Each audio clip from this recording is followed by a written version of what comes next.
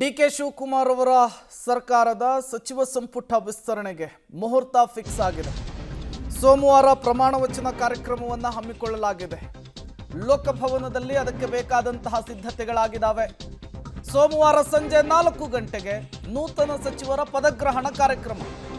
CM DK. Shivakumar ಅವರಿಗೆ high command ನಾಯಕರಿಂದ ಸಂದೇಶ ಬಂದಿದೆ.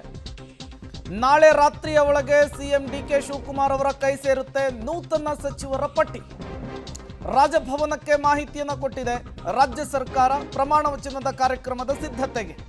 ಪಬ್ಲಿಕ್ ಟಿವಿಯಲ್ಲಿ ಪೊಲಿಟಿಕಲ್ ಎಕ್ಸ್ಕ್ಲೂಸಿವ್ ಸುದ್ದಿ.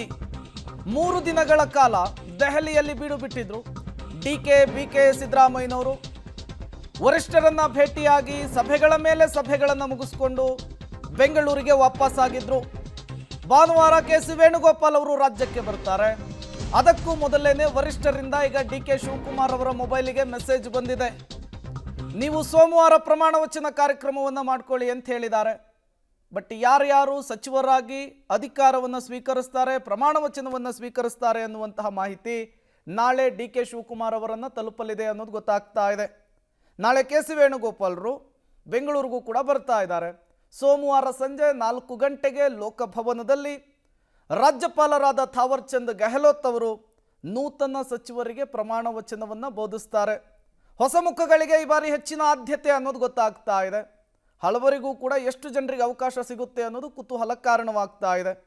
ಮುಂದಿನ ಚುನಾವಣೆಯನ್ನು ಗಮನದಲ್ಲಿಟ್ಟುಕೊಂಡು ಜಾತಿವಾರು, ಪ್ರಾಂತೀಯವಾರು ಎಲ್ಲವನ್ನೂ ಕೂಡ ಕನ್ಸಿಡರ್ ಮಾಡಿ ಅಳೆದು ತೂಗಿ ಸಚಿವ ಸಂಪುಟವನ್ನು ವಿಸ್ತರಣೆ ಮಾಡಿರುವುದು ಬಹುತೇಕ ಪಕ್ಕ ಆಗಿದೆ.